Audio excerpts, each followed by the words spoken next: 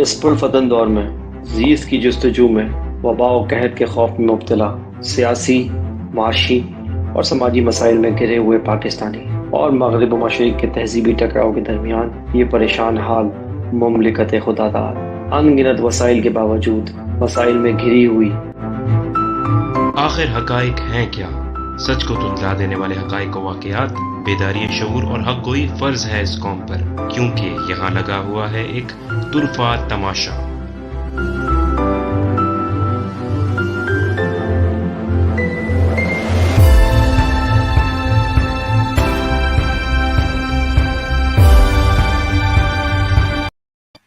بسم اللہ الرحمن الرحیم، السلام علیکم، میرا نام ہے احمد جلیل اور آپ دیکھ رہے ہیں طرفہ تماشا کی ایپیسوڈ نمبر 16۔ اور آج ہم بات کریں گے پی ٹی آئی کے سینٹ وکٹری کے حوالے سے، اس کے علاوہ فرسٹ کورٹ سمٹ جو ہی ہے اس کا امپیکٹ پاکستان اور رشیا کی کنسلٹیشنز ماسکو میں 18 تاریخ کو ہونے والی ہیں۔ اس کے ساتھ ساتھ ہم بات کریں گے کچھ سوشل ایشوز اور بک ریویو پر۔ پروگرام میں آگے بڑھنے سے پہلے ہم ویلکم کرنا چاہیں گے ہمارے انالسٹ سید سلمان شاہ کو اپنے شو میں۔ السلام علیکم سلمان بھائی and welcome to the show. Thank you very much Ahmed, بہت بہت شکریہ۔ اور ہم اپنے ویور سے معذرت خواہیں کہ ہم نے دوپہر میں ایک اٹیمپٹ کی تھی لیکن بہت سارے گلیچز ایک ساتھ آ گئے تو اس کی وجہ سے جو ہے ہمیں وہ وہاں پر پوسٹ پون کرنا پڑا، اور ہم لیکن اپنی ڈٹرمنیشن کے ساتھ دوبارہ موجود ہیں، تو یہ مجھے اس کہنا تھا۔ جی احمد جی بالکل، ہمارے ویورز جو ہیں بالکل انڈرسٹینڈ کریں گے ہماری سچویشن کو۔ آبویسلی لائیو ٹرانسمیشن کے اندر یہ معاملہ چلتے رہتے ہیں۔ ٹائم کو ضائع کیے بغیر میں جناب موو کروں گا ہمارے آج کی جو ایپیسوڈ ہے اس کے پہلے ٹاپک پہ۔ جناب آپ کو پتہ ہی ہے تمام لوگوں کو کہ پاکستان تحریک انصاف کی ایک مضبوط جو ہے وہ ایک اپیرنس ہو گئی ہے سینٹ کے اندر۔ ان کی جو پوزیشن ہے بہت مستحکم ہو گئی ہے سینٹ الیکشنز کے بعد۔ کل چیئرمین اور ڈپٹی چیئرمین کا الیکشن ہوا اور اس میں آپ نے دیکھا کہ کس طریقے سے ووٹ ضائع کیے گئے، اور صادق سنجرانی صاحب جو ہے وہ چیئرمین سینٹ بننے میں کامیاب ہوئے دوسری طرف، جبکہ جو ڈپٹی چیئرمین ہیں وہ مرزا محمد افریدی، جن کا تعلق ایکس فاٹا سے ہے جو کہ کے پی میں اب ضم ہو چکا ہے، انہوں نے 54 ووٹس حاصل کیے۔ ان کے اگینسٹ جو کمپیٹیٹر تھے ان کے جمعیت علماء اسلام فیک کے جو کینڈیڈیٹ تھے مولانا غفور صاحب، ان کو جو ہے 44 ووٹ ملے۔ تو اس پوری سچویشن کو دیکھتے ہوئے ہم نے پچھلے پروگرام میں بھی بات کی تھی سلمان بھائی نے کہ یہ سچویشن جو ہے اسی طرح کی ہوگی کیونکہ اوپن بیلٹ کا معاملہ نہیں ہے یہاں پر۔ تو پورا سسٹم جو ہے ہمارا وہ ایک آبسلیٹ پولیٹیکل سسٹم ہے۔ اس کے اوپر پھر سلمان بھائی آپ سے میں تجزیہ جاننا چاہوں گا کہ آپ کا پورا کیا تجزیہ کہتا ہے اس کے اوپر۔ جی احمد، جیسا کہ آپ نے فرمایا کہ پچھلے پروگرام میں بھی ہم نے اس بات کا ذکر کیا ہے کہ یہ آبسلیٹ سسٹم ہے ایک، اور ایک گلا سڑا نظام ہے، اور اپنی مینیفیسٹیشن میں یہ چیزیں کر رہا ہوتا ہے۔ اور پچھلی دفعہ ہم نے دیکھا جب حفیظ شیخ صاحب کا معاملہ تھا تو ہم نے دیکھا کہ کچھ ووٹ ریجیکٹس ہوئے اور اس کی وجہ سے جو ہے وہ ہار گئے، اور یوسف رضا گیلانی صاحب جیت گئے سینٹ کی سیٹ پر۔ تو ہم نے کل یہ بات دیکھی کہ جو سینٹ کے چیئرمین اور ڈپٹی چیئرمین کے الیکشن ہوئے، ہم نے دیکھا کہ پھر کچھ ووٹ ریجیکٹ ہوئے، 8 ووٹ ریجیکٹ ہوئے، اور اس کے نتیجے میں یہ ہے کہ صادق سنجرانی صاحب جو ہے وہ سینٹ کے چیئرمین بن گئے۔ اب جو وہ سینٹ کے چیئرمین بن گئے تو پی ٹی آئی کی بیسیکلی جو کینڈیڈیٹ تھے وہ وہی تھے، اور تو پھر پی ٹی آئی کی جو ہے وہ میجورٹی ہو گئی اور جیت ہو گئی۔ لیکن ہم یہ بات نہ بھولیں کہ وہ 15 لوگ کون تھے جو حفیظ شیخ صاحب کی جو الیکشن میں جنہوں نے پیسے لیے تھے، اور وہ کون لوگ ہیں جنہوں نے پیسے دیے تھے۔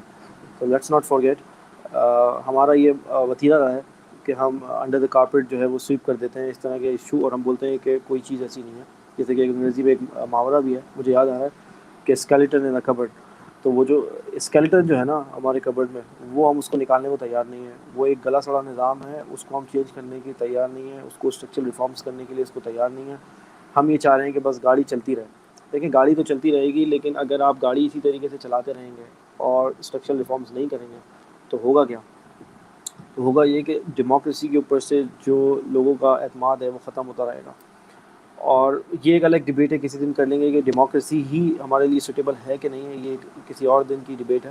لیکن فی الحال جو بھی ہم نظام کو، جس کو ہم جمہوریت کہہ رہے ہیں، اس پہ سے آلریڈی لوگوں کا اعتبار اٹھ گیا ہے کہ اگر اس طریقے سے پیسہ چلتا ہے، کیونکہ چلا ہے، اور آپ نے دیکھا کہ حفیظ شیخ صاحب کے اس میں 15 لوگوں نے باقاعدہ پیسے جی لیے بالکل۔ ہیں، اور اگر کسی نے پیسے لیے ہیں تو دوسری طرف کسی نے پیسے دیے بھی ہیں، تو اس سسٹم کے اندر ہی موجود ہے نا وہ لوگ۔ اور عمران خان صاحب بھی ریلیکٹنٹ ہیں ان لوگوں کو جو ہے وہ آشکار کرنے پہ، ان کے چہروں پہ سے نقاب ہٹانے پہ، کیونکہ ان کو یہ معلوم ہے کہ سسٹم کو چلانا ہے کس طریقے سے، یہ حکومت کو 5 سال پورا کرنے۔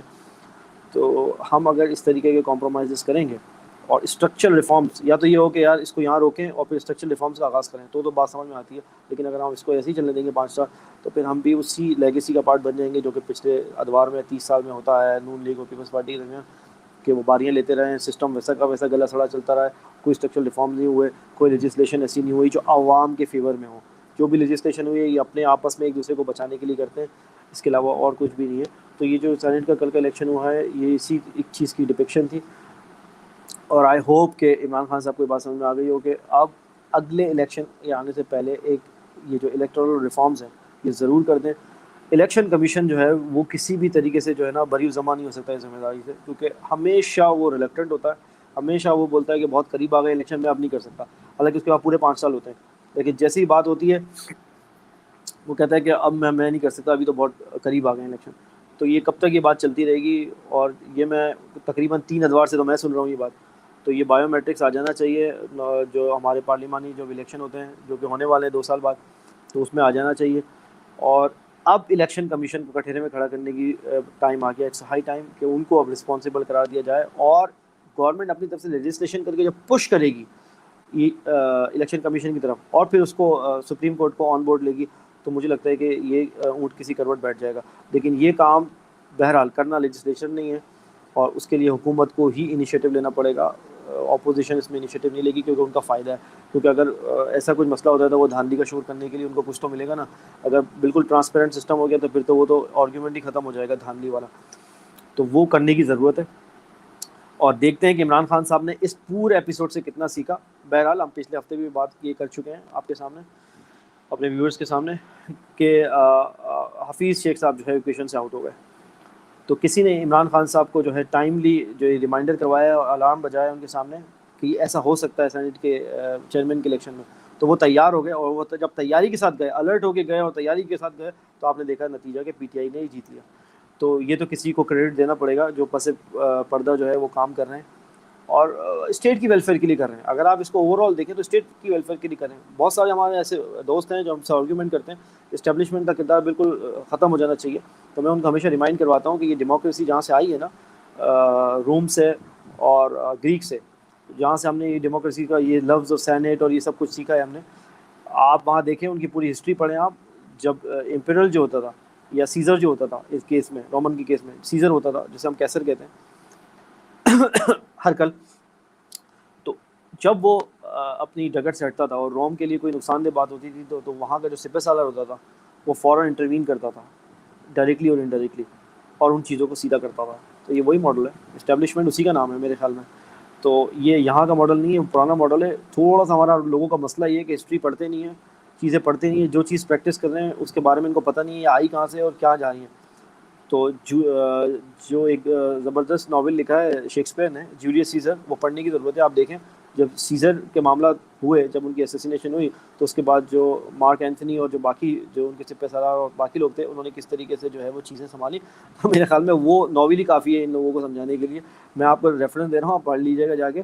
جولیس سیزر شیکسپیئر کا لکھا ہوا ہے، کوئی آرڈنری آتھر بھی نہیں ہے کہ آپ سمجھیں گے کوئی چلو میں کوئی ٹام ڈک اینڈ ہیری کی بات کر رہا ہوں. تو آپ جا کے پڑھ لیں، آپ کو پتہ لگے کہ اسٹیبلشمنٹ جو ہے نا وہ اپنا ڈائریکٹلی انڈائریکٹلی کردار ادا کرتی ہے، اسے کرنا ہی ہے کیونکہ اس کی لائلٹی جو ہے نا اسٹیٹ کے ساتھ ہے. تو عمران خان صاحب کو بھی عمران خان صاحب کی جیت کی خوشی ضرور منائیں، پر یہ ضرور سوچیں کہ آپ وہ کتنے نائیولی ایکٹ کر رہے تھے اور پھر کسی نے ان کو جو ہے وہ ایک ہتھوڑا دیا سر پہ کہ دیکھیں یہ بھی ہو سکتا ہے تو آپ تیار ہو جائیں. تو یہ تو ان کو پھر کریڈٹ جس کا بنتا ہے اس کو جانا چاہیے. احمد صحیح، بالکل. اچھا سلمان، ایک سوال اسی کانٹیکس میں کرنا چاہوں گا آپ سے کہ اب چونکہ پی ٹی آئی کے چیئرمین بھی ہیں، ڈپٹی چیئرمین بھی ہیں، ان کی واضح اکثریت بھی آپ دیکھتے ہیں کہ سب سے زیادہ سینٹ میں سیٹس بھی ہیں، تو اب کیا بہت زیادہ آسان ہوگا جو بلز وغیرہ جو پاس کروانے ہیں، جو امینڈمنٹس کرنی ہیں جو ہمارے آئین کے اندر، فار انسٹنس جو 18 امینڈمنٹ ہے جو وفاق کے لیے بہت درد سر بنا ہوا ہے جب سے گورنمنٹ میں آئی ہے پی ٹی آئی گورنمنٹ، تو کیا اب اس کو چینج کرنا یا اس کے لیے بلز وغیرہ پاس کرانا کیا بہت زیادہ آسان ہو جائے گا پی ٹی آئی کے لیے؟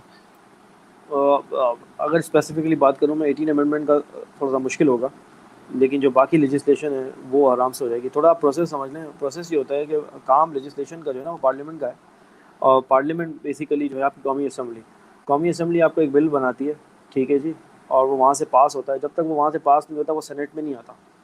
اور سینٹ میں جب وہ آتا ہے تو آپ دیکھیں سینٹ میں معاملہ یہ ہے کہ تمام صوبوں کی ایکول ریپرزنٹیشن ہے. قومی اسمبلی میں ایسا نہیں ہے. قومی اسمبلی میں پاپولیشن کے حوالے سے لوگ آتے ہیں. پنجاب سے سب سے زیادہ آتے ہیں کیونکہ وہاں کی سب سے زیادہ پاپولیشن ہے. اسی طریقے سے بلوچستان سے سب سے کم آتے ہیں قومی اسمبلی میں. لیکن سینٹ میں ایکویلٹی ہے, ٹھیک ہے نا, ہر جگہ سے برابر آتے ہیں. تو سینٹ میں کیا ہوتا ہے, وہ بل بیسیکلی ریویو ہونے آتا ہے, اسے اپر ہاؤس بولتے ہیں ہم سینٹ کو. تو وہ ریویو ہوتا ہے, اور جب وہ ریویو ہو جاتا ہے وہ بھی انڈورس کر دیتے ہیں اس کو, تو پھر آخر میں صدر مملکت جو ہے وہ اس پہ سائن کر دیتے ہیں اور وہ ایکٹ بن جاتا ہے, جسے ہم کہتے ہیں ایکٹ اور آرڈیننس میں فرق ہے. آرڈیننس یہ ہوتا ہے کہ جب پارلیمنٹ جو ہے آپریشن نہیں ہوتی, تو اس صورت میں اگر آپ کو بہت جلدی میں کوئی لیجسلیشن کرنی ہے, کوئی چیز سر پہ آ گئی ہے, تو آپ صدارتی آرڈیننس پاس کر دیتے ہیں, ٹھیک ہے نا. اور وہ بھی آرڈیننس جو ہے وہ سبجیکٹ ٹو اپروول ہوتا ہے پارلیمنٹ کا. جب پارلیمنٹ کا سیشن دوبارہ آئے گا تو وہ اس کے اندر پیش ہوگا, اور آرڈیننس جب تک ایکٹ نہیں بنے گا, جب تک وہ اس پروسیس سے نہیں گزرے گا, یعنی قومی اسمبلی میں جائے گا, پھر سینٹ میں جائے گا انڈورسمنٹ کے لیے, اور اس کے بعد صدر مملکت اس پہ سائن نہیں کریں گے. تو یہ ایک طریقہ کار ہے. تو جو لیجسلیشن کا طریقہ کار ہے, یہ ہمیں ویورس کو ہم سمجھا رہے ہیں کہ لیجسلیشن آپ کر سکتے ہیں, بہت ساری چیزیں جو کامن گراؤنڈز ڈھونڈ کے کر سکتے ہیں, لیکن جس میں اپوزیشن کو ایسا لگے گا کہ وہ ان کے اگینسٹ جا رہی ہیں, خاص طور پہ احتساب کے سے ریلیٹڈ بہت ساری چیزیں ہوں گی, اور وہ ان کو پورا نہیں ہونے دیں گے, بہت رکھنے جو ہے وہ اٹکانے کی کوشش کریں گے. اور یہی حال صرف سینٹ میں نہیں ہوگا بلکہ پارلیمنٹ میں بھی ہوگا. لیکن عمران خان صاحب کو یہ بات کرنی ہے, جو بلز جو ہیں وہ سمپل میجورٹی سے پاس ہو سکتے ہیں, وہ اس کو پاس کروا سکتے ہیں. لیکن جہاں 2/3 میجورٹی کا معاملہ ہے, وہاں پرابلم ہوگا. ٹھیک ہے جی. اچھا سلمان بھائی, اب تھوڑا سا آگے بڑھتے ہیں, ہماری جو ریجنل پالیٹکس اس حوالے سے بھی تھوڑی سی بات کرتے ہیں, کیونکہ آپ نے کہا تھا لاسٹ پروگرام میں کہ عمران خان صاحب جو ہے وہ یہاں پر مصروف ہیں, سینٹ کے معاملات میں 10-15 دن ان کے ضائع ہو گئے ہیں. لیکن اب مجھے بات سمجھ میں آ رہی ہے کہ کیوں آپ نے یہ کہا تھا, اور اب کیونکہ ایک جو ہے وہ پہلی کوارڈ سمٹ ہوئی ہے جاپان, انڈیا, آسٹریلیا اور یو ایس اے کا, جو ایک غیر رسمی ایک اسٹریٹجک جو معاملہ ہے وہ چل رہا ہے. اس کے ساتھ ساتھ پاکستان جو ہے وہ روس سے ملنے والا ہے ماسکو میں 18 مارچ کو کنسلٹیشن کے لیے افغان پیس پروسیس کے حوالے سے. تو یہ بتائیے گا کہ کتنی زیادہ یہ چیزیں جو ہے وہ اہم ہیں, کیونکہ ابھی فرسٹ کوارڈ سمٹ جو ہوئی ہے وہ کل ہی ہوئی ہے, اس کے بعد جو ہے 18 کو جو ہے وہ پاکستان اور رشیا کے جو ہیں وہ معاملات چل رہے ہیں. اور آپ نے جس طرح سے بتایا تھا کہ رشیا نے جو ہے وہ انڈیا کو منع کر دیا, تو کیوں منع کیا یہ بھی ذرا بتائیے گا جی. جی, جیسے کہ میں نے آپ کو پچھلے ہفتے ہی کہا تھا یہ بات کہ ہم یہ 15-20 دن ہم نے ضائع کر دیے, اور پاکستان جیسے اہم ملک کے لیے اور اس کے سربراہ مملکت کے لیے 1 گھنٹہ بھی بہت قیمتی ہے, اور ہم بات کر رہے ہیں 15-20 دن اور 25 دن. دیکھیں, اب آپ کو چیزیں انفولڈ ہوتے ہوئے نظر آ رہی ہیں سامنے کہ کیوں ہم کہہ رہے تھے. کوئی ایونٹ جب ہونا ہوتا ہے نا, تو اس سے پہلے آپ کو تیاری کرنی ہوتی ہے. اس سے پہلے اس کا آپ نے رسپانس جو ہے وہ پہلے کر کے دیکھنا ہوتا ہے کہ بھائی اگر یہ ہوا تو ہم یہ کریں گے, یہ ہوا تو یہ کریں گے, یہ ہوا تو یہ کریں گے. اسی دوران ایک ایونٹ ہو چکا, کوارڈ کی سمٹ ہو چکی, اور کنسلٹیشن جو ماسکو میں ہو رہی ہے وہ 18 تاریخ کو ہونے والی ہے, جو اب 18 تاریخ آ رہی ہے 18 مارچ. تو یہ 2 انتہائی اہم جو ہے وہ ایونٹس تھے ان 10-15 دن کے. ایک کو ہم نے بالکل ہی مس کر دیا, ہماری فارن آفس کی طرف سے بھی کچھ نہیں ہے, کوارڈ کیا ہے, کیوں ہے, کیسے کیا کریں ہم, کیا رسپانس ہے, بالکل خاموشی. جیسے کہ ہم نے پہلی بولا آپ کو, وائٹ ایلیفنٹ ہے ہمارا جو فارن آفس ہے. ہمارا فارن آفس تو بالکل بھی ایکٹیو نہیں ہے, پرو ایکٹیو ہونے کی دور کی بات ہے, وہ ایکٹیو ہی نہیں ہے. تو وہ ایک بالکل جو ہے وہ ایک وائٹ ایلیفنٹ ہے. تو اس کے علاوہ عمران خان صاحب جو ہے وہ باقاعدہ کمنٹری کرتے ہیں ایونٹس پہ, وہ انہوں نے مس کر دی کوارڈ کے حوالے سے, اور ابھی کنسلٹیشن میں جا رہے ہیں ماسکو. دیکھیں, میں آپ کو ایک بات بتا دوں, خطے میں اتنا سب کچھ ہو رہا ہے نا کہ آپ کی سوچ ہے. کوارڈ میں پہلے میں تھوڑا سا بریف کر دوں ویورز کو. کوارڈ بیسیکلی 4 ملکوں کا الائنس ہے, جو کہ بیسیکلی اس کا پرپز یہ تھا کہ چائنا کو کرٹیل کرنا ہے. ان میں جاپان ہے, اس میں آسٹریلیا ہے, انڈیا ہے, اور یونائٹڈ اسٹیٹس ہے. ساؤتھ چائنا سی میں انہوں نے چائنا کو جو کرٹیلمنٹ کرنی ہے, ان کی جو ٹریڈ روٹ ہے اس کو تھریٹ کرنا ہے, اس کے لیے بنا تھا. آسٹریلیا اتنا انٹرسٹڈ نہیں ہے, کیونکہ آسٹریلیا میں آلریڈی ہیوی انویسٹمنٹ ہوئی ہوئی ہے چائنا کی. تو آپ کو پتہ ہے کہ یہ کانفلکٹ آف انٹرسٹ والی بات ہوتی ہے, اور آپس میں میوچل ویسٹرن انٹرسٹ ہوتے ہیں لوگوں کے, اور جو جس ملک کے جو انٹرسٹ میں بات ہوتی ہے وہ وہی کرتا ہے. تو as a common wealth country کے طور پر, یا انگلش اسپیکنگ کنٹری کے طور پر, یا جو تعلقات اچھے ہیں آسٹریلیا کے امریکہ سے, اس کے چکر میں وہ تو گئے اس الائنس میں, لیکن وہ ہاف ہارٹیڈ آئے. جاپان کا ابھی کوئی مسئلہ نہیں ہے حالیہ, لیکن ان کی تاریخ رہی ہے چائنا سے کنفرنٹریشن کی. تو آپ بہت ساری آپ نے موویز بھی ایون دیکھی ہوں گی جس میں دکھایا گیا ہے اس کے بارے میں. تو جاپان کا معاملہ یہ والا ہے. اب آتے ہیں ہم اس کی طرف کہ انڈیا. انڈیا اور یونائٹڈ اسٹیٹس کا سیدھا سیدھا جو ہے وہ انٹرسٹ بنتا ہے کہ چائنا کو کٹیل کیا جائے، کیونکہ دونوں ایک دوسرے کو دونوں جو ہے چائنا کو اپنے اسٹانچ جو ہے وہ اینیمیز مانتے ہیں. تو وہ ساؤتھ چائنا سی کا جو روٹ بلاک کرنا ہے نیوی کو یوز کرتے ہوئے وہ اس پہ کام کر رہے ہیں، اور انہوں نے وہ انڈو پیسیفک پورا ڈاکٹرائن بنا ہوا ہے، اس کے مطابق وہ چل رہے ہیں. اب چائنا آگے بڑھ کر ان کو جو ہے وہ کاؤنٹر کرنے کی کوشش کر رہا ہے، اور پاکستان کو اب جو ہے وہ آگے بڑھ کر جو ہے اس پہ رول ادا کرنا پڑے گا.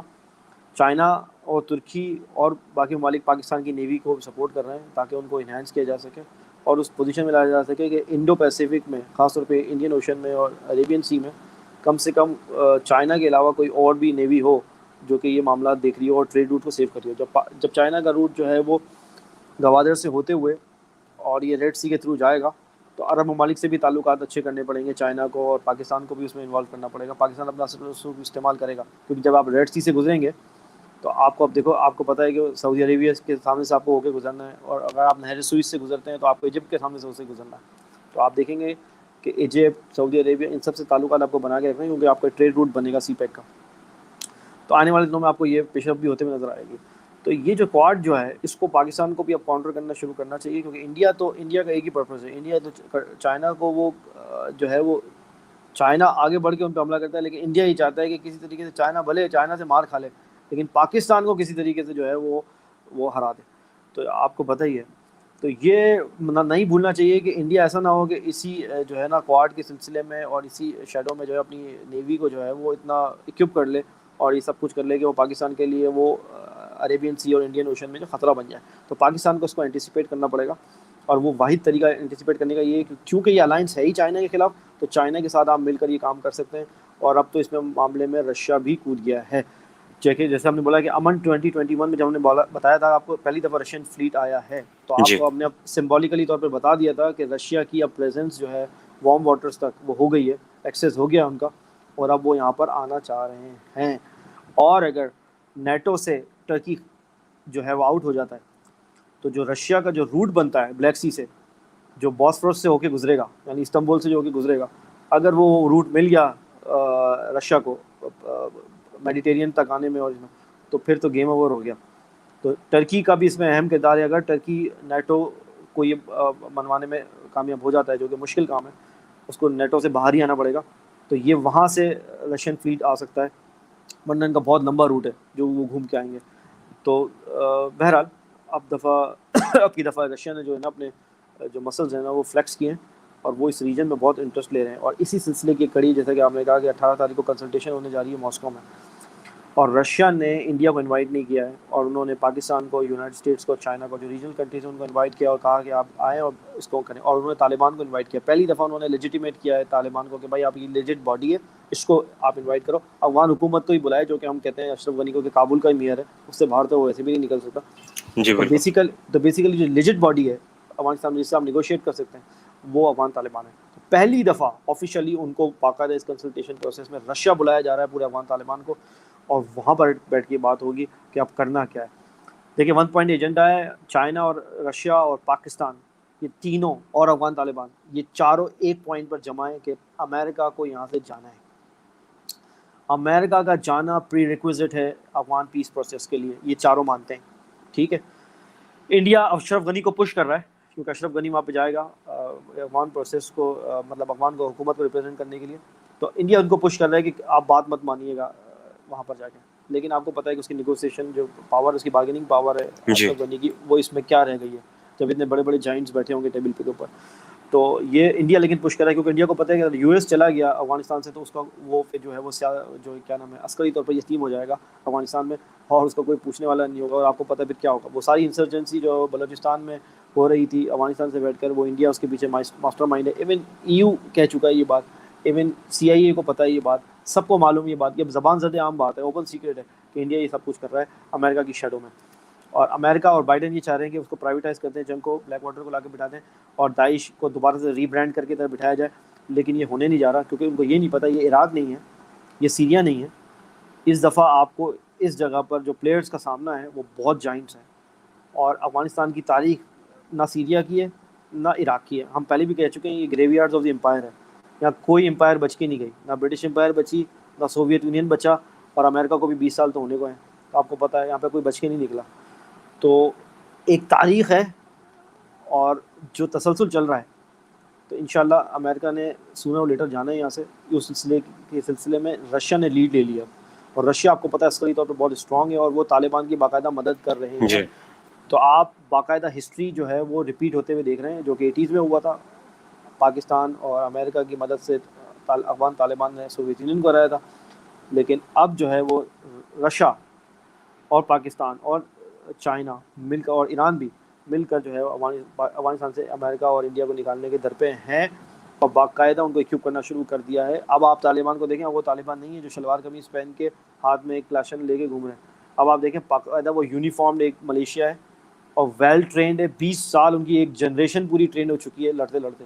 تو آپ ان کو بالکل بھی لائٹلی نہیں لے سکتے, فور گرانٹیڈ نہیں لے سکتے. اور آپ آنے والے دنوں میں دیکھیں گے, اور یہ ہمارے لیے بھی اچھا ہے. ہم ٹرمپ کے الیکشن کے زمانے سے آپ کو یہ بات بتا رہے ہیں کہ امریکہ کا یہاں سے جانا ہمارے فیور میں ہے.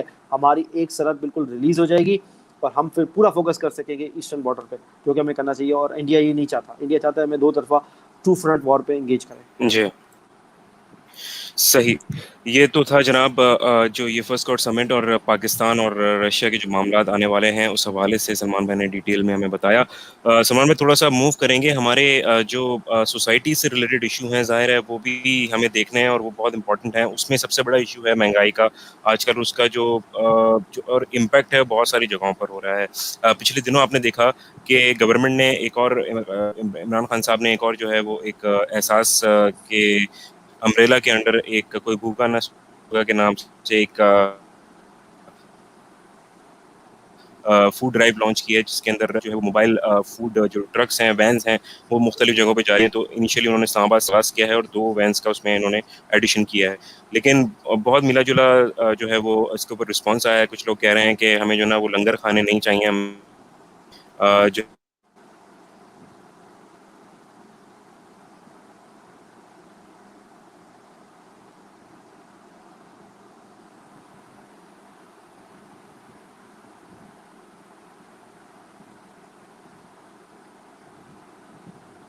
ہے وہ کارخانے چاہیے تاکہ لیے جو ہے یہ کہ یہ جو مہنگائی کی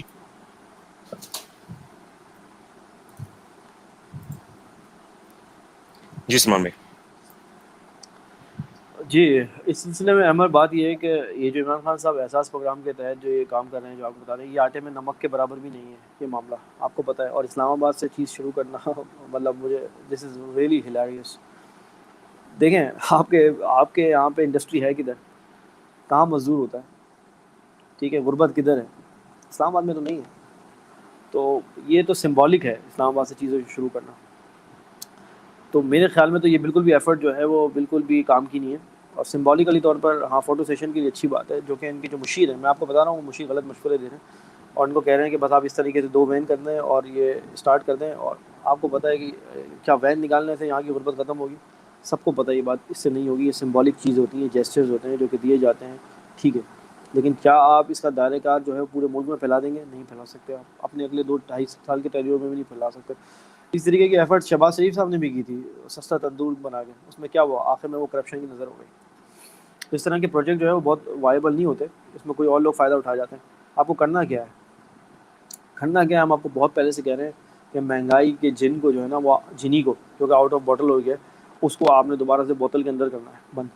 اور اس کا طریقہ کار بہت سارے ہیں. دیکھیں حکومت کے پاس کوئی ایک چیز نہیں ہوتی. ہم پہلے آپ کو ہوتا ہے حکومت کوئی بے بس شخص کا نام نہیں ہے جو کہ بیچارہ گھوم رہا ہو, جس کے پاس کوئی نوکری نہ ہو یا گھر نہ جی ہو یا کھانے کا نہ ہو. حکومت وہ نہیں ہے. حکومت کے پاس سارا دار اختیار ہوتا ہے, اس کے پاس سارے ریسورسز ہوتے ہیں, ٹیکسیشن اس کے ہاتھ میں ہے, بے تحاشا اس کے پاس وسائل ہوتے ہیں, اگر وہ چاہے تو اچھے طریقے سے اسمارٹلی یوز کرنا. اب ہم آپ کو کچھ چیزیں باتیں بتاتے ہیں. ہم سب کو پتہ ہے مہنگائی بہت ہے. Let's talk about the solution. تو سولوشن یہ ہے میرے بھائی, بہت ساری چیزیں آپ کر سکتے ہیں. سب سے پہلے بات ہے, گورنمنٹ کے ہاتھ میں ہوتی ہیں 2 چیزیں, 2 امپورٹنٹ پالیسیز ہوتی ہیں. ایک کو کہتے ہیں ہم فسکل پالیسی, ایک کو کہتے ہیں مانیٹری پالیسی. فسکل پالیسی کیا ہوتی ہے؟ گورنمنٹ اسپینڈنگ اور ٹیکسیشن پہ آپ اثر انداز ہو سکتے ہیں. یعنی آپ موٹی موٹی جو مچھلیاں ہیں ان سے آپ انکم ٹیکس پکڑیں, جن سے آپ ابھی بھی نہیں پکڑ رہے ہیں. آپ ان کو ٹیکس نیٹ میں لا ہی نہیں سک رہے. وہ کبھی ریئل اسٹیٹ میں انویسٹ کر کے نکل جاتے ہیں, کہیں وہ پری بارگین کر کے نکل جاتے ہیں, کہیں وہ باہر بھیج دیتے ہیں پیسہ, کہیں وائٹ کرا دیتے ہیں. جیسے ہم نے بتایا آپ کو PSL کے حوالے سے ہم نے بات بتائی, کہیں وہ یوں کر جی کے اسپانسر کر کے وائٹ کر لیتے ہیں, کہیں تو وہ ان مچھلیوں کو پکڑیں. تو فسکل پالیسی کا معاملہ یہ ہے کہ آپ ٹیکسیشن ان کو پکڑیں, غریبوں کو غریب آپ نے جو یہ سیل ٹیکس ہے ڈبل فگرز میں رکھا ہوا ہے, for God sake sales tax directly جا کے غریب کو جو ہے وہ افیکٹ کرتا ہے. اگر آپ جاتے ہیں, آپ جا کے ایک چیز لیتے ہیں, آپ فار ایگزامپل ٹوتھ پیسٹ لیتے ہیں جا کے, آپ کو بھی وہی ٹیکس دینا ہے جو کہ ایک سپر رچ آدمی کو بھی اگر وہ خریدے گا تو اس کو بھی وہی ٹیکس دینا سیل ٹیکس کا. یہ کس قسم کا ٹیکسیشن کا نظام ہے؟ اس سے ریگریسو ٹیکسیشن سسٹم کہتے ہیں. تو آپ پہلے تو اس کو سنگل فگر میں لے آئے سیل ٹیکس کو 5%, 6%, اس سے زیادہ نہیں, کہ غریب کو ایک امیڈیٹ ریلیف تو ملے ٹیکسیشن. اور دوسرا بات یہ کہ آپ جو موٹی مچھلیاں ہیں, جو امیر کبیر آدمی ہیں, ان پہ آپ ٹیکسیشن لگائیں ان کی انکم پہ, ٹھیک ہے نا, ان کی جو فائنل انکم آ رہی ہے ان پہ آپ ٹیکسیشن لگائیں. اچھا آگے بڑھتے ہیں. تو یہ تو ہو گئی فسکل پالیسی. مانیٹری پالیسی یہ ہے کہ جب آپ اپنے انٹرسٹ ریٹ کو, جو اسٹیٹ بینک کا انٹرسٹ ریٹ ہے اس کو اوپر نیچے کر کے, پہلی بات تو انٹرسٹ ہونا ہی نہیں چاہیے اسلامک ریپبلک میں, ٹھیک ہے نا, وہ تو آپ قرآن و سنہ کے اگینسٹ جا رہے ہیں. لیکن جو آپ سسٹم چلا بھی رہے ہیں اس میں بھی آپ جو مانیٹری پالیسی ہے اس میں انٹرسٹ ریٹ کو جو بڑھا کے جو ہے آپ منی سپلائی کم کر کے اور انفلیشنری پریشر کم کر سکتے ہیں. میں اکنامک کی ٹرمز میں بات کر رہا ہوں, میں اس سے اتفاق اس لیے نہیں کرتا کیونکہ میں مانتا ہوں کہ آپ کو انٹرسٹ بیس سسٹم سے چلے جانا چاہیے دور, کیونکہ آپ اللہ اور اس رسول سے جنگ کر کے خیر و عافیت سے نہیں رہ سکتے.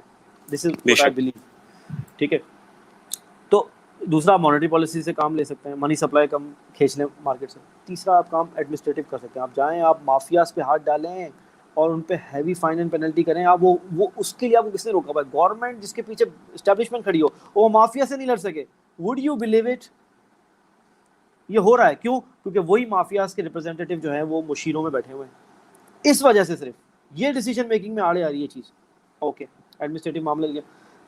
چوتھی بات, آپ پہلے غلہ جو ہے وہ ایکسپورٹ کر دیتے ہیں, کہ کوئی بولتا ہے آپ کو ایکسپورٹ فگر بڑھانے کے لیے آپ ایکسپورٹ کرتے ہیں, اس کے بعد اس سے مہنگی دام میں آپ امپورٹ کرتے ہیں. یہ کام آپ نے گندم کے ساتھ کیا ہے پچھلے 1-2 سال میں, تو پھر مہنگائی ایک دم بڑھ جاتی ہے. تو آپ اتنی تو پلاننگ کریں 5 سال کی, اگلے 5 سال کی پلاننگ کریں کہ بھائی کون سی کراپ ہوگی, کون سا ایکسپورٹ کرنا ہے, کون سا نہیں کرنا, کب کرنا ہے, اگر کرنا ہے اضافی ہے تو انشور کریں اضافی ہے کہ نہیں ہے پھر کریں.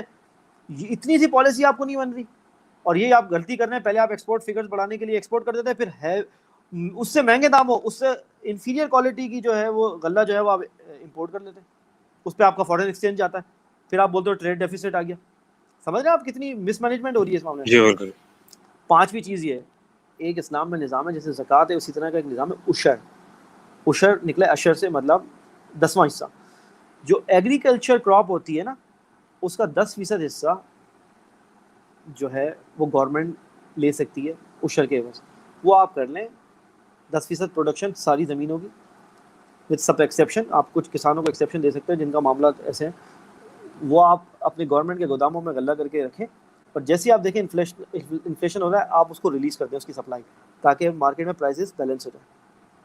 یہ عشر کا سسٹم اسلام نے دیا ہوا ہے, لیکن آپ بس رکھ کے بیٹھے ہوئے زکوٰۃ عشر آرڈیننس بنا کے بیٹھے ہوئے, اس کے بعد میں آپ کرتے کچھ نہیں ہے. 10% آپ لے سکتے ہیں, ٹھیک ہے. اور اگر وہ خود اپنا پانی جو ہے ویل سے نکال رہے ہیں اور ٹیوب ویل استعمال کریں تو آپ 5% لے لیں. وہ اس میں فقہ میں جو ہے وہ 10 اور 5% کا معاملہ ہے ایکسیپشنس کے ساتھ. یہ آپ امپلیمنٹ کر سکتے ہیں. اب اگر آپ کے گورنمنٹ کے گوداموں میں غلہ ہوگا اور آپ ٹائملی ریلیز کریں گے تو پرائز جو ہیں وہ بیلنس ہو جائیں گی, اسٹیبل ہو جائیں گے. میں صرف اپنے ویورز کو ایک بات بتاؤں گا, یہ ساری باتیں ہمیں بتائی گئی ہیں. ہم کیوں کہتے ہیں بار بار اسٹریس کرتے ہیں کہ قرآن میں ہمیں سب چیزیں بتائی ہوئی ہیں. جو یوسف علیہ السلام کا واقعہ ہے, ان کو یہ ان کے واقعے میں بتایا ہوا ہے کہ ان کو جب پتہ لگ گیا کہ آگے قحط کے 7 سال آنے والے ہیں, تو انہوں نے 7 سال پہلے جو بمپر کراپ ہوئی تھی انہوں نے اس کو اسٹور کر لیا. اور جب وہ قحط کے سال آئے تو اس زمانے میں وہ ویل آف تھے, بلکہ وہ خود ایجپٹ نہیں بلکہ آس پاس کے کینانائٹس کو بھی وہ دے رہے تھے, اسرائیلائٹ پیپل کو بھی انہوں نے دیا کہ آپ لے جائیں ہم سے اضافی, جہاں قحط پڑا ہوا تھا سب جگہ.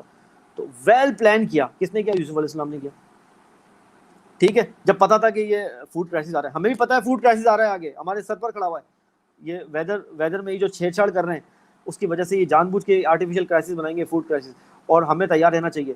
تو کیا ہم تیار ہیں؟ ہم وہی لگے ہوئے ہیں ایکسپورٹ کر لو, اور اگلے تیسرا مہینہ ہم امپورٹ کر رہے ہوتے ہیں. ہمیں تو 3 مہینے 6 مہینے کی پلاننگ کا نہیں پتا, اور آگے وہ جو لوگ آپ کے لیے جو کرائسس جو وہ پلان کر رہے ہیں ہینیس پلان بنا رہے ہیں آپ کے لیے, وہ تو سالوں پر مشتمل ہیں, دہائیوں میں مشتمل ہیں.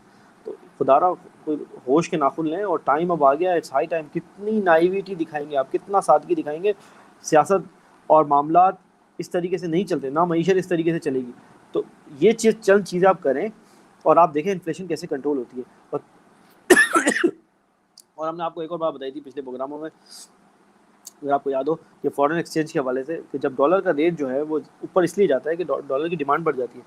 آپ اپنے جو پڑوسی ممالک ہیں ان سے لوکل کرنسی میں ٹریڈ کرنا شروع کرتے ہیں. ایران سے آپ جی ایرانی ریال میں کریں, چائنا سے آپ یوان میں کریں, رشیا سے آپ روبیل میں کریں, تو بہت حد تک جو ڈالر پہ جو پریشر ہے, آپ کو جو ڈالر کی ڈیمانڈ کرنے کا پریشر ہے وہ کم ہو جائے گا, اور آپ کو سپلائی آپ کی بڑھ جائے گی. جب بڑھ جائے گی تو ایکسچینج ریٹ کم ہونا شروع ہوگا, یعنی جو ابھی 150 پلس ہے وہ کم سے کم نیچے آنا شروع ہوگا, اور آپ اس کو 100 کے قریب لائیں, ٹھیک ہے, پھر آپ دیکھیں آٹومیٹیکلی جو امپورٹ اورینٹیڈ جو آپ کی انفلیشن ہے وہ آٹومیٹیکلی کم ہونا شروع ہو جائے گی. تو یہ موٹی موٹی چیزیں کرنے کی ہیں. ہم ہر پروگرام میں اپنے ویورز کو بھی بتا رہے ہیں بات, کسی نہ کسی کے تحت یہ پہنچ جائیں چیزیں. لیکن عمران خان صاحب کو جو اسٹرک کر کے رکھا ہوا ہے وہ ان کے وہی کنونشنل انٹرسٹ بیس سسٹم جو چلاتے ہیں لوگ, وہی لوگ ان کے ارد گرد موجود ہیں جو ان کو آگے نہیں بڑھنے دے. جیسے کہ ہم نے حفیظ شیخ کے بارے میں بتایا, وہ سینٹ تو ہار گئے پر اسٹل وہ ٹیم کا میجر پارٹ ہے جو کہ شو رن کر رہے ہیں. آپ کا جو معاشی شو ہے وہ وہی رن کر رہے ہیں. تو وہ کبھی نہیں چاہیں گے کہ آئی ایم ایف اور ورلڈ بینک کے ایجنڈے سے آپ ہٹیں. تو ابھی عمران صاحب کو بالکل ڈیسائیڈ کرنا پڑے گا کہ وہ 5 سال بعد جب عوام کے سامنے جائیں گے ووٹ لینے, تو وہ کس منہ سے جائیں گے اس مہنگائی کا جو پورا بحران رہا ہے 3 سال کے دوران اور آگے بھی آنے والا ہے. اب ان کو کچھ سمجھ میں آئی ہے, وہ ایک ایک چیز پہ ایکشن لے رہے ہیں کہ بھائی گندم کی پرائز نہیں بڑھانا.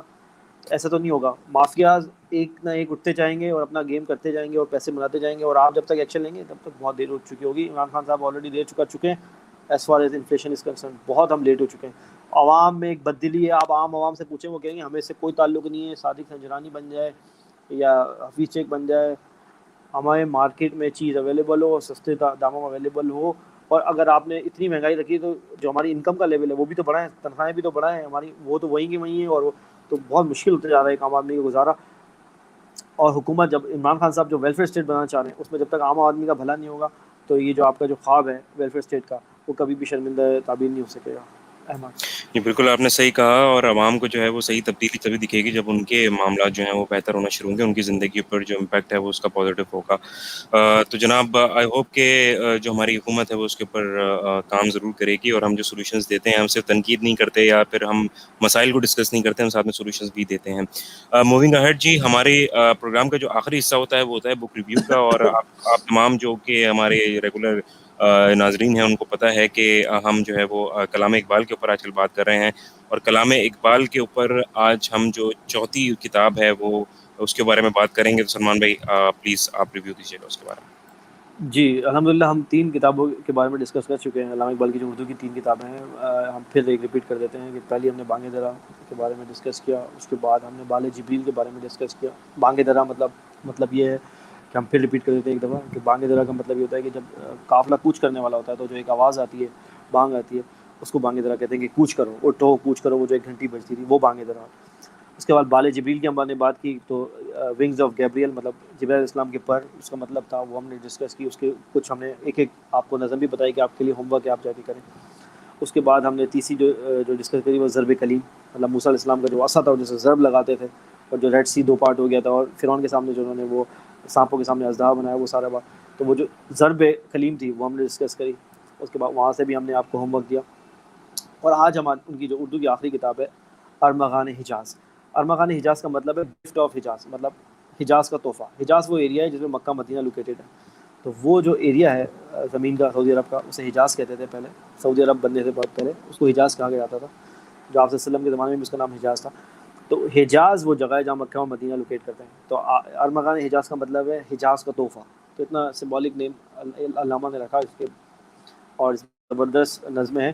لیکن جو ون آف مائی فیوریٹ ہے اور بہت سارے لوگوں کی فیوریٹ ہے اس کتاب کے حوالے سے, وہ ہے ابلیس کی مجلس شورا. جس نے نہیں پڑھی ہے اس کے لیے انتہائی ریکمنڈڈ نظم ہے, اور وہ آج پڑھنا شروع کرے, کیونکہ آج یہ میں نہیں بول سکتا کہ وہ آج ہی پڑھ لے گا کیونکہ کافی تھوڑی لمبی ہے, طویل ہے. تو آج سے پڑھنا شروع کریں, بھلے ٹیک یور ٹائم, اپنا ٹائم لیں, لیکن ابلیس کی مجلس شورا آج آپ کا ہوم ورک ہے. ارمغان حجاز سے ضرور پڑھیے. اس کو پڑھنے کے بعد آپ کو جو ڈوز آف وزڈم محسوس ہوگی کہ آپ نے جو ڈوز آف وزڈم لی ہے, پھر آپ بتائیے گا, اپنا فیڈ بیک ضرور دیجیے گا ہمیں اگلے پروگرام میں.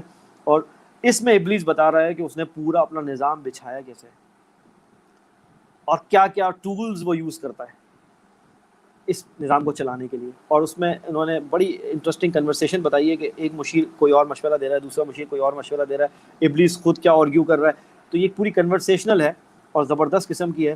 تو آپ ابلیس کی مجلس سورہ آپ کی جو ہے وہ آپ کی ہوم ورک ہے, آپ ضرور آج سے شروع کیجئے. میں یہ نہیں بولتا آج ختم کر لیں, آرام سے ٹیک یور ٹائم, لیکن یہ ضرور پڑھیے گا, اور اس کے بعد آپ کو احساس ہوگا کہ یہ سسٹم کیسے چل رہا ہے اور کیا ٹولز ہیں شیطانی اور طاغوتی قوتوں کے پاس آج کل, جس سے وہ آپ کو مینیپولیٹ کر رہے ہیں, اس دنیا کو مینیپولیٹ کر رہے ہیں. اور اقبال کا انتہائی امپورٹنٹ, اگر میں یہ کہوں کہ اردو شاعری کا شکوہ جواب شکوہ اور اس طرح کے اس لیول پر یہ کلام ہے جو کہ میں آپ کو بتا رہا ہوں, ابلیس کی مجلس شورا. اس سے میں چند اشعار آپ کو ضرور سناؤں گا تاکہ آپ کو احساس ہو کہ میں کیا بات کر رہا ہوں. تو ابلیس کی مجلس شورا. اچھا, اب اس میں جیسے کہ ہم نے آپ کو بتایا کہ ابلیس اپنے مشیروں سے جو ہے مخاطب ہے اور ان سے سجیشنز لے رہا ہے کہ اب ہم مزید کیسا خرابہ کریں, اور ان کے مشیر جو ہے وہ باتیں کر رہے ہیں. تو پہلا جو مشیر ہے ان کا وہ یہ کہتا ہے کہ اس میں کیا شک ہے کہ محکم ہے یہ ابلیسی نظام, پختہ تر اس سے ہوئے غلامی میں عوام. دیکھیں بڑی معنی خیز شعر ہے ان کا پہلا, جو پہلے مشیر ہے. انہوں نے کہا کہ اس میں کیا شک ہے کہ ابلیس کا جو یہ نظام ہے یہ ڈومیننٹ ہے, اور اس سے ہوا کیا ہے, غلامی میں لوگ پختہ ہو گئے. مطلب لوگوں نے غلامی کو جو ہے نا, غلامی کو یہ سمجھ لیا کہ ہم آزاد ہیں, لیکن وہ ہیں غلام, اور وہ پختہ ہو چکے ہیں اور پختہ تر ہوتے چلے جا رہے ہیں اس میں. چاہے آپ جمہوریت کی بات کریں, چاہے آپ ڈکٹیٹرشپ کی بات کریں, چاہے آپ یہ معاشی نظام کی بات کریں. جہاں امریکہ میں ایک اسٹوڈنٹ اگر اسٹوڈنٹ لون لیتا ہے تو اس کی شادی ہو جاتی ہے, اس کے بچے جوان ہو جاتے ہیں, جب تک اس کا اسٹوڈنٹ لون پے ہو رہا ہوتا ہے. تو آج کل بالکل کی جو ایسے. ماڈرن ڈے سلیوری ہے نا, وہ یہ نہیں ہے کہ آپ کے ہاتھ چین ہوں گے, مطلب آپ کے ہتھ کڑی بندی ہوگی. نہیں, آپ کو ہتھ کڑی نظر نہیں آ رہی, آپ کے پاؤں میں بیڑیاں آپ کو نظر نہیں آ رہی, لیکن ہیں. کیسی ہیں وہ یہ بتا رہے ہیں. اچھا, اب دوسرا مشیر کہہ رہا ہے کہ خیر ہے سلطانی جمہور کا خوگا کے شر, تو جہاں کے تازہ فتنوں سے نہیں باخبر. اب وہ کہہ رہا ہے کہ جو یہ سلطانی جمہور مطلب آپ کی ڈیموکریسی کی بات ہو رہی ہے, کہ وہ کہہ رہا ہے کہ یہ جو فتنے ہم نے نئے ویریئنٹ نکالے ہیں فتنوں سے, اس سے تم باخبر نہیں ہو. تو اسی طریقے سے وہ آگے بڑھ رہے ہیں. ٹھیک ہے. اچھا, اب اقبال جو ہے وہ جو پہلا مشیر ہے اس سے رپلائی کروا رہے ہیں کہ یہ ڈیموکریسی کا سسٹم ہے. کہ آپ غور سے سنیے گا, جو ہمارے جمہوریت پسند لوگ ہیں ان کو غور سے سننے کی ضرورت ہے کہ اقبال جمہوریت کو کیسے دیکھتے ہیں. پہلا مشیر رپلائی کر رہا ہے, جمہوریت کیا ہے. تو نے کیا دیکھا نہیں مغرب کا جمہوری نظام, چہرہ روشن اندرون چنگیز سے تاریک تر. اس نے کہا کہ چہرے پہ تو یہ اپیرنٹ تو بڑا چمکتا ہوا چہرہ ہے, مطلب گلو ڈیموکریسی, کرتا ہوا ہے. گلو کرتا ہوا, آزادی, یہ فریڈم آف اسپیچ فلاں ڈیمکا, لیکن چہرہ روشن اندرون چنگیز سے تاریک تر. وہ کہتا ہے چنگیز, جس کو سفاک آدمی مانا جاتا ہے تاریخ میں, سفاک ترین, اس سے بھی زیادہ تاریک چیز ہے یہ, اس سے بھی زیادہ یہ جو ہے وہ ڈارک چیز ہے, اگر تم سمجھو تو بات کو. یہ اقبال بتا رہے ہیں, یہ ناٹ مائی ورڈز, اقبال جمہوریت کی تشریح کر رہے ہیں. ٹھیک ہے, تو آپ دیکھتے جائیں. اچھا, اس کے بعد یہ سلسلہ آگے چڑھتا ہے. اقبال جو ہے وہ اس ریولوشن کے ماننے والے ہیں کہ وہ کہتے ہیں کہ انسان ادراک اس لیول پہ پہنچ جائے کہ وہ اپنی آزادی جو ہے وہ باقاعدہ جو ہے وہ کلیم کرے. تو اس کے سلسلے میں تیسرا مشیر جو ہے وہ کہتا ہے کہ اس سے بڑھ کر اور کیا ہوگا طبیعت کا فساد, توڑ دی بندوں نے آقا کے خیموں کی تناب. اس سے زیادہ کیا ہوگا کہ ہم نے جو یہ سسٹم بجایا تو کہ جو خیموں کی تناب ہے وہ جو ہے وہ غلاموں نے توڑ دی. ہم آگے بڑھتے ہیں اس میں. اچھا, اب میں آپ کو وہ بتاتا ہوں بات, اور ویسے تو بہت طویل ہے, اور میں اس کو بس آخری شعر پڑھ کے آپ کو ختم کروں گا اور یہ بتاؤں گا کہ یہ کیا چلے. مست رکھو ذکر و فکر و صبح گاہی میں اسے. ابلیس کہتا ہے کہ ان سب کو مست رکھو, ذکر و فکر و صبح گاہی میں اسے, پختہ تر کر دو مزاج خانقاہی میں اسے. مطلب ان کو وہ جو ایک پریکٹیکل مومن ہوتا ہے نا, جس نے جہاد بھی کرنا ہے, جس نے اسٹریٹجک ڈیسیشنز بھی لینے ہیں, جس نے پڑھائی بھی کرنی ہے, جس نے تعلیم و تربیت کا بھی ماننا ہے, جس نے حلال روزی بھی کمانی ہے, اس طرف مت جانے دو اس کو کیا کرو کہ اگر آپ دیکھو آج کل کے معاشرے کا حال کیا ہے کہ اگر کوئی بندہ اپنے آپ کو مذہبی بولتا ہے تو وہ باقی سب چیزیں چھوڑ کر صرف وہی سمجھ رہے ہیں کہ نماز روزے میں ہی دین ہے. اور خانقاہی نظام جو پیری مریدی کا سسٹم ہے, وہ آپ کو دیکھو خانقاہ میں وہ بس بیٹھے ہوئے ملیں گے آپ کو, کلام سن رہے ہوں گے, جھوم رہے ہوں گے. ان کو یہ نہیں پتا کہ مسلمانوں پہ جو چیز آئی ہوئی ہے اس سے باہر کیسے نکلنا ہے, مسلمانوں کو آگے کیسے نکالنا ہے. جیسے اقبال ٹائپ کے جو لوگ ہیں جو فکر غور رکھتے تھے اور جو درد رکھتے تھے امت کا, اور ان کو امت کو اپ لفٹ کرنا چاہتے تھے, ایسے لوگ آپ کو کیوں نہیں ملتے. اس کی وجہ یہ ہے کہ کسی سب کو اپنی اپنی ڈومین میں اس نے ابلیس نے کہا ہے کہ ان کو مست رکھو اپنے اپنے ڈومین میں, ڈومین سے باہر جی نہ آنے دیں, سمجھ رہے ہو, ان کو اس ادراک کے اس لیول پہ نہ پہنچے دو کہ وہ امت کی اپلفٹ کی بات کریں, نہیں, اپنے اپنے ڈومین میں مست رکھو. اور یہی آپ دیکھو غور سے کہ آپ کے ارد گرد ہو کیا رہا ہے. اچھا, اب ابلیس جو کہتا ہے کہ مسئلہ کیا ہے, اس کو خطرہ کس چیز سے ہے, یہ بڑا ضروری ہے کہ ابلیس کو خطرہ کس چیز سے ہے. وہ کہتا ہے الحذر آئین پیغمبر سے 100 بات الحذر, وہ کہتا ہے ڈرو اس بات سے, جو آئین پیغمبر ہے نا, جو آپ صلی اللہ علیہ وسلم شریعت لے کے آئے ہیں اس سے ڈرو, اپنے چیلوں کو بول رہا ڈرو ان سے. الحذر آئین پیغمبر سے 100 بار الحذر, ڈرو. حافظ ناموس زن مرد آزما مرد آفرین. اب یہ جو عورت مارچ اور یہ جو عورتوں کا بات ہو رہی تھی, اقبال نے اس کا بھی ذکر کیا ہے کہ حافظ ناموس زن, مطلب یہی شریعت جو ہے وہ جو یہ عورتیں ہیں ان کے حقوق کی ضامن ہے. تم نے پڑھا نہیں, تم پڑھتے نہیں ہو, اور اس کے بعد جا کے بولتے ہو کہ عورت مارچ کرو یا وومن ڈے مناؤ اور یہ فیمنزم میں گھس جاؤ, جو کہ اللہ تعالیٰ کے نظام سے ڈائریکٹ جو ہے وہ تصادم کر رہی ہے. اللہ کے دیے ہوئے قانون نے یہ ساری زن جو ہے, زن مطلب عورت کو تمام تر حقوق دیے ہوئے ہیں. یہ آپ کی ابلیس کی مجلس شورا سے میں آپ کو پڑھ رہا ہوں, یہ سب اس میں اندر موجود ہے. ہاں, آپ کہتے ہیں کہ بے یدا ہے پیران حرم کی آستی, وہ کہتے ہیں جانتا ہوں کہ مشرق کی اندھیری رات میں, وہ کہتے ہیں مشرق کی اندھیری رات میں جانتا ہوں بے ید بیضا. ید بیضا موسیٰ علیہ السلام کو ایک جو ہے وہ معجزہ دیا اللہ تعالیٰ نے کہ وہ اپنا جو ہاتھ ہے جب وہ اپنے بغل میں رکھ کے جب نکالتے تھے تو وہ روشن ہو جاتا تھا. اس معجزے کو کہتے ہیں ید بیضا. تو وہ کہتے ہیں کہ جانتا ہوں کہ مشرق کی اندھیری رات میں بے ید بیضا ہے پیران حرم کی آستی, یعنی بے ید بیضا ہے پیران حرم کی آستی, یعنی جو پیران حرم ہے, یعنی جو آپ کے آج کل جو اسکالرز جو اپنے آپ کو جو اسکول آف تھاٹس کے چیمپئن مان رہے ہیں, ان کی جو آستی ہیں وہ بے ید بیضا ہے. ان میں وہ کیپیسٹی نہیں ہے کہ اس اندھیری رات جو مشرق کی اندھیری رات ہے اس سے جو ہے امت کی رہنمائی کر سکیں اس میں, کیونکہ صحیح. ان کی جو آستی ہیں وہ بے ید بیضا ہے. کیا سمبولزم یوز کیا اقبال نے, آپ کو داد دینی پڑے گی اس بات پہ کہ کیا واقعہ بھی بتا دیا, سمبولزم بھی کر دیا, اور یہ بھی بتا دیا کہ ان کی کیپیسٹی نہیں ہے. اچھا, وہ کیا کرتا ہے, کس چیز میں الجھا کے رکھو, ہے یہی بہتر الہیت میں الجھا رہے. وہ کہتے ہیں کہ اس کو الجھا کے رکھو الہیت میں. یہ کتاب اللہ کی تعویلات میں الجھا رہے, یہ کتاب کی تعویلات میں الجھا رہے, یعنی یہ جو ہے وہ یقین کی منزل پہ نہ پہنچ سکے. آپ دیکھ رہے ہو آپس میں اختلاف, دیکھ رہے ہو ہمارے یہاں فرقہ واریت کے جو اختلافات ہیں, اسی طرح اشارہ ہے. ان کو آپس میں تعویلات میں الجھا کے رکھو, ابلیس کہہ رہا ہے, اور ان کو الہیت میں مصروف رکھو. بھائی ان کو باہر نہیں نکلنے دینا. جب یہ یقین والی منزل پہ آ جائیں گے تو یہ پھر ڈیسیجن لے لیں گے اور یہ باہر آ جائیں گے ہمارے سسٹم سے. ان کو الجھا کے رکھو. یہ سب ابلیس بتا رہا ہے اپنے چیلوں کو, آپ دیکھ رہے ہیں یہ سب اس میں ہے, اور یہ تقریباً 100 سال پہلے لکھی ہوئی یہ چیزیں جو اسٹل ویلڈ ہے. اللہ اللہ. تو یہ جناب ہمارا رابطہ ہوا ہے منقطع, اور ابلیس کی مجلس شورا کے اوپر بات کر رہے تھے سلمان بھائی, جس کے اوپر جو کہ کلام اقبال میں ارغمان حجاز کے اندر موجود ہے. اور یہ جو ہے وہ ایک آپ کا جو ہے وہ ہوم ورک بھی ہے ان کی طرف سے کہا گیا. آج ہم نے ڈسکشن کیا پاکستان تحریک انصاف کی سینٹ کی وکٹری پر, اس کے علاوہ کنسلٹیشن جو کہ ماسکو میں ہے پاکستان اور رشیا کے درمیان, اس کے اوپر ہم نے گفتگو کی. پھر ہم نے بات کی انفلیشن اور اس کا امپیکٹ گورنمنٹ کی جو ایفرٹس ہیں اس کے اوپر, اور ساتھ ساتھ ہم نے آج بک ریویو دیا جو کہ کلام اقبال کے اندر موجود ارغمان حجاز جو ان کی آخری بک ہے اردو کے حوالے سے. تو اس کے اوپر ہم نے بھی بک ریویو بھی دیا آپ کو.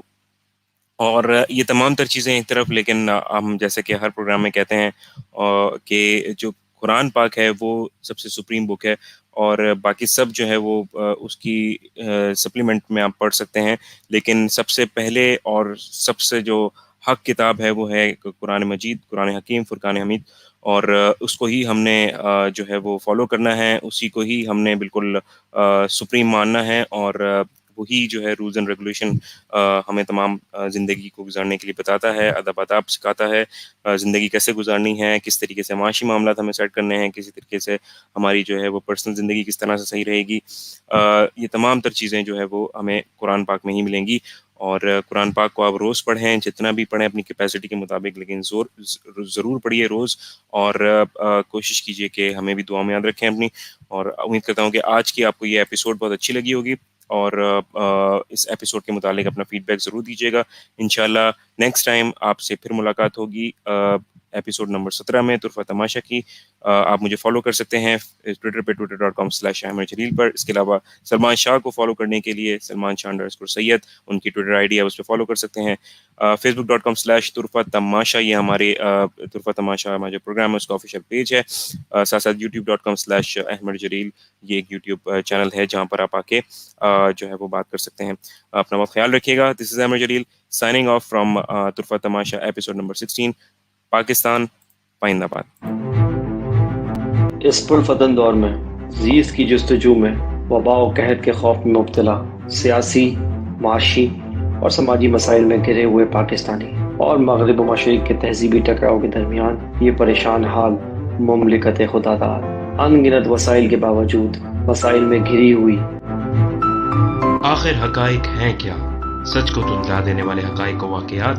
بیداری شعور اور حق گوئی فرض ہے اس قوم پر، کیونکہ یہاں لگا ہوا ہے ایک طرفہ تماشا.